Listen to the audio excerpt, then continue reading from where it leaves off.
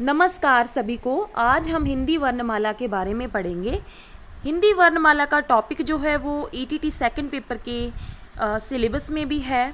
तो उनमें उस पेपर में भी जो है हिंदी वर्णमाला से क्वेश्चंस आते हैं। तो हमने देखना है कि जैसे हमने पंजाबी में की थी वर्णमाला, वैसे ही अब हम हिंदी में करेंगे। हिंदी में भी देखेंगे कि कितने स्वर है, कौन सी ध्वनि अल्प प्राण है, कौन सी ध्वनि महाप्राण है, किसे तालव्य कहते हैं, कौन सी ध्वनि मूर्धा में आती है, ये सभी कुछ हम इस वीडियो में करेंगे। एक बात का मैं ध्यान रखना चाहूँगी यहाँ पर कि जो बहुत डिटेल में है टॉपिक, ठीक है। जब हिंदी मास्टर किड होता है तो वो बहुत डिटेल में करते हैं, लेकिन हमने इसे ईटीटी सेकंड पेपर के लिए ही करना है। मतलब ज़्यादा हम डीप नहीं जाएंगे, मतलब जितना हमारे पेपर के लिए ज़रूरी है हम उतना ही करेंगे। तो करते हैं शुरू। देखिए, पहले देखो वर्णमाला है, हो सके तो साथ में कॉपी पेन भी उठा लेना, ताकि साथ में आप इसको अपने हाथ से उतारेंगे तो आपको याद रहेगा। जब हम YouTube पर MCQs करते हैं, अल्प प्राण ध्वनि पूछ ली जाती है, ये च कौन सी ध्वनि है, तो हमें वहाँ कन्फ्यूज़न होती है, हमें पता नहीं चलता, क्योंकि हम इस कंसेप्ट को क्योंकि हमें कंसेप्ट क्लियर नहीं होता। जब हमें कंसेप्ट क्लियर होगा तभी हम MCQ के आंसर जो है वो दे सकते हैं। तो करते हैं शुरू। देखिए, पहले आपने पूरी वर्णमाला लिख लेनी है हिंदी की, ठीक है। पूरा काखा जो हमारा है हिंदी का, हम बच्चों को भी पढ़ाते हैं स्कूल में, है, ठीक है ना। तो वो सारा लिख लेना है आपने।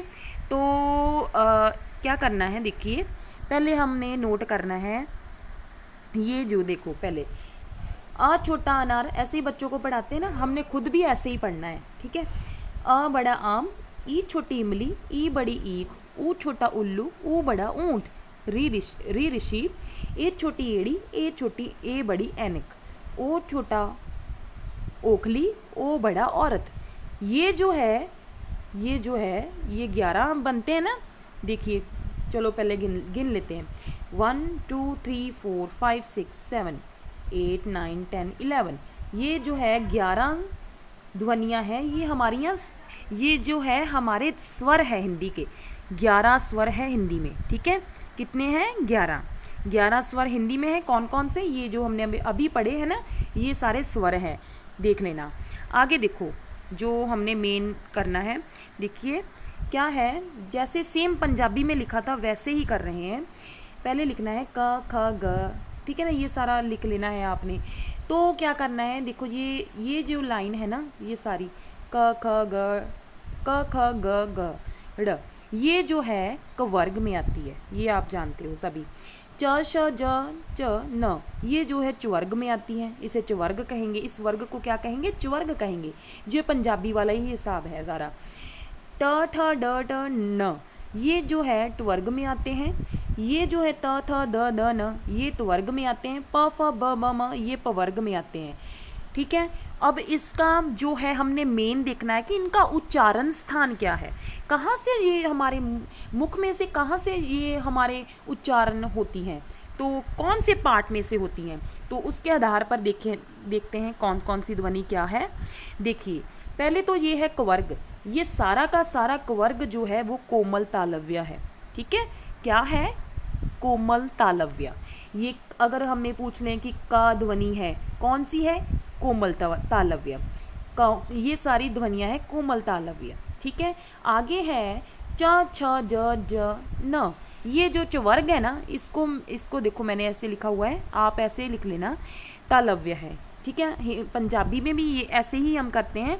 तो ये है ट ठ ड ड न, ये जो है टवर्ग मूर्धा ध्वनि है, ठीक है। जैसे हम सेम ऐसे ही एज इट इज़ पंजाबी में भी करते हैं। तो ये जो त थ द न है, ये तवर्ग जो है दंत्य है, ठीक है। आगे है प फ ब म, ये जो है ओष्ठ ध्वनि है, ओष्ठ ध्वनियाँ। आगे जो है ये तो चलो ये तो पता चल जाएगा। आगे जो समझने वाली बात और भी ध्यान से है वो देखिए क्या है। जब हम हिंदी में अंतस्थ व्यंजन होते हैं, कितने अंतस्थ व्यंजन है? वो है 4। कौन कौन से? देख लीजिए। य र ल व, ये जो है अंतस्थ व्यंजन है, इसको मत भूलना। वेरी IMP पॉइंट, की पॉइंट इसको नोट कर लेना। अंतस्थ व्यंजन जो है वो कितने हैं हिंदी में? 4। कौन कौन से? य, र, ल, व। ठीक है, इसमें से आगे आपने क्या दिखना, ये जो ल है ना, ये जो पार्श्विक है, पार्श्विक ध्वनि है। ठीक है, पंजाबी में भी हम करते हैं। ठीक है, अब ये नोट कर लेना। इसके बाद इस लाइन से अब और कोई बात नोट करने वाली नहीं है, बस यही नोट करना है कि अंतस्थ व्यंजन 4 है, य, र, ल, व। ल जो है वो पार्श्विक ध्वनि है, बस इसका काम खत्म। आगे है श शलगम, श षटकोर, ठीक है, स सेब, हा हाथी। ये जो 4 अक्षर है ना, 4 ध्वनियाँ हैं, इसको ऊष्म व्यंजन कहते हैं। क्या कहते हैं? ऊष्म व्यंजन। ठीक है, एक बात और ऊपर वाली लाइन से नोट करो कि ये जो है सभी अल्प प्राण है। क्या है? सारे के सारे अंतस्थ व्यंजन क्या है? अल्प प्राण है। क्या है? अल्प प्राण। ये नोट कर लेना। आगे देखिए ऊष्म व्यंजन। ऊष्म व्यंजन कौन से है हिंदी में? श शलगम वाला, श षटकोर वाला, स सेब, हा हाथी। ये जो है ऊष्म व्यंजन है हिंदी में। ठीक है, तो ये महाप्राण है। ठीक है, क्या है? महाप्राण। इसे नोट कर लेना। ये सारे महाप्राण हैं। अगर कुछ पूछ लें कि श ध्वनि है, नीचे ऑप्शन लिखा हो महाप्राण ऊष्म, तो हम महाप्राण ऊष्म लगाएंगे। ठीक है, ये व्यंजन है। साथ में ये स्वर तो हम ऊपर करके आए हैं ना। तो अघोष कौन सी? देखो इसमें से अघोष और सघोष देख लीजिए। श स, श शलगम, श षटकोर और स सेब, ये जो तीनों है ये अघोष हैं। क्या है? अघोष है। ह जो है वो सघोष है। क्या है? सघोष। ह ध्वनि ऊष्म व्यंजन में आती है, महाप्राण में आती है, उसके साथ में ये सघोष भी है। ठीक है, अब इसका और कुछ नोट नहीं करना है आपको।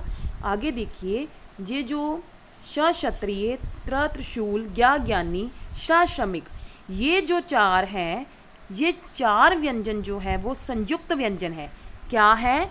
संयुक्त व्यंजन। ध्यान से नोट कर लेना, ये वेरी आईएमपी की पॉइंट है। ठीक है, संयुक्त व्यंजन अक्सर हिंदी वर्णमाला से पूछ लिए जाते हैं, आप और पेपर उठाकर देख लेना। श क्षत्रिय, ठीक है, त्र त्रिशूल, ज्ञा ज्ञानी, श श्रमिक, ये जो 4 है ये संयुक्त व्यंजन है। संयुक्त व्यंजन का मतलब है ये 2 अक्षर, दो ध्वनियों के मेल से बनते हैं। तो आगे हम इसको देखेंगे कि ये कौन कौन सी ध्वनि से मिलकर बनते हैं। ठीक है, आगे देखिए, ये देखो अभी हम उनके बारे में ही बात करने जा रहे हैं। देखिए जो है श क्षत्रिय, ये बनता है क श अ, इसके मेल से बनता है। ये नोट कर लेना, कभी ऑप्शन में आ सकता है। त्र बनता है त र अ। ठीक है, ज्ञा ज्ञानी बनता है ज। ठीक है, तो ये भी सारा नोट कर लेना है आपने। ठीक है, तो ज न अ। ठीक है, श श्रमिक जो है वो श र अ से बनता है। आगे देख लीजिए, आगे क्या है? व जो है वो दंत्य ओष्ठ है, ये याद रख लेना साथ में।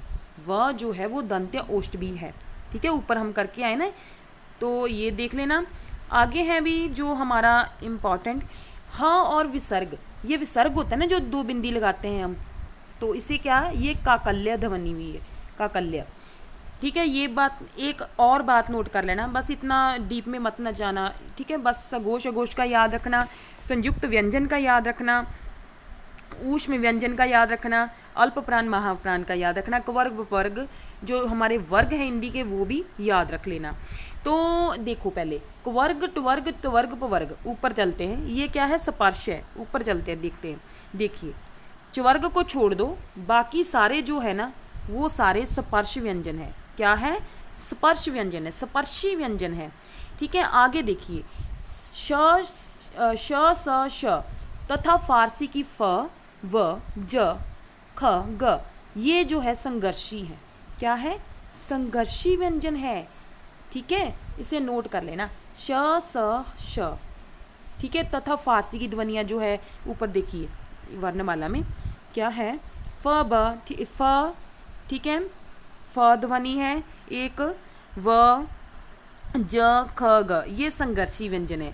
आगे देखिए चवर्ग, जो चवर्ग है वो स्पर्श संघर्षी है। हमने चवर्ग छोड़ा था ना पहले।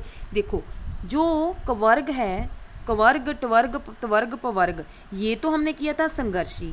अब जो चवर्ग है ये तो हमने छोड़ दिया था। अबे ये क्या है, ये भी तो देखना है। ये है च, श, ज, च, न। जे जो है वो स्पर्श संघर्षी है, ठीक है, स्पर्श संघर्षी व्यंजन है हमारे हिंदी में। आगे है ड, ण, ण, ये नासकीय ध्वनियाँ हैं हमारे हिंदी में, ठीक है। पंजाबी में जैसे हम 5 ध्वनियाँ करते हैं, ऐसे ही हिंदी में हम 3 करते हैं, ड, ड, न, न, तो नासकीय व्यंजन हो गया। र जो है वो जो हलंत में, पैर में हलंत भी डाला हुआ है, ये लुंठित है, ठीक है, लुंठित। आगे क्या है नोट करने वाला, य व को हम क्या कहते हैं, अर्धस्वर व्यंजन कहते हैं। ये अर्धस्वर नासा आदेश, ये ठीक है, य व क्या है अर्धस्वरों में आते हैं। ड, ड ये जो है उत्क्षिप्त व्यंजन में आते हैं। तो ये है इतना ही, ठीक है। इसको 2 बार सुनना वीडियो को, फिर ही आपको समझ आएगा। इसमें जो हमारे इम्पॉर्टेंट पॉइंट्स हैं वो हमारे यही है कि हमने नोट करना है। ऊपर एक और बात देख लो, हाँ, यो अल्प प्राण, देखो इसमें बड़ा कंफ्यूज होते हैं, अल्प प्राण क्या है, महाप्राण क्या है, अघोष सघोष क्या है। तो देखिए ये हमारा लिखा ना मैंने, देखो पॉइंट भी लिखे हुए 1 2 3 4 5।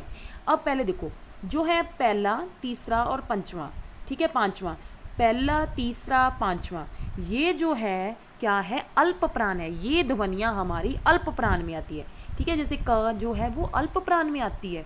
दूसरा और चौथा ये जो है महाप्राण में आते हैं, ठीक है। एक तो ये इसका क्राइटेरिया हो गया, जैसे हम एक एक छोड़कर करते हैं, देखो 3 1 3 5, ठीक है, ये है अल्प प्राण, ठीक है। अ से आरंभ होता है, अ से अल्प प्राण, अल्प प्राण से पहले शुरू करना है। उसके बाद दूसरा और चौथा बचा, ये है महाप्राण। आगे अब हम सघोष अघोष का भी समझेंगे, यही कंफ्यूज होता है हमें। देखिए पहला और दूसरा, इसमें कुछ छोड़ना नहीं है, सीधा ही है। पहला और दूसरा क्या है, अघोष है, बिल्कुल वैसे ही। हमें ये नहीं पता लगता कि पहले हम अघोष बोले कि सघोष बोले। देखो अ से आरंभ, अ से अघोष, ऐसे ही याद कर लेना। 1 और 2 ये दोनों क्या है, अघोष है। 3 4 और 5, ठीक है। तीसरा, चौथा और पांचवा जो है वो सघोष व्यंजन है, याद रखना, ठीक है। अगर हमें पूछ ले कि ज ध्वनि कौन सी ध्वनि, कौन सा व्यंजन है, तो हम बोलेंगे कि ज जो है चौथे में तीसरे में आता है, तो ये सघोष व्यंजन है, ठीक है। सघोष है और अल्प प्राण है, क्योंकि तीसरा नंबर भी यहाँ लिखा हुआ है। तो यही नोट करने वाला है, आप देख लेना ध्यान से। वर्ग इसके नोट कर लो कितने हैं, ठीक है। कवर्ग, चवर्ग, टवर्ग, त्वर्ग, पवर्ग, ये व्यंजन इतने हैं, ठीक है जी। तो इसे आप सबने नोट कर लेना है, ठीक है जी। आप सभी का बहुत बहुत धन्यवाद। उम्मीद है आपको कुछ ना कुछ समझ जरूर लगा हुआ होगा। तो आप इसे नोट कर लेना और 2 बार वीडियो को सुन लेना।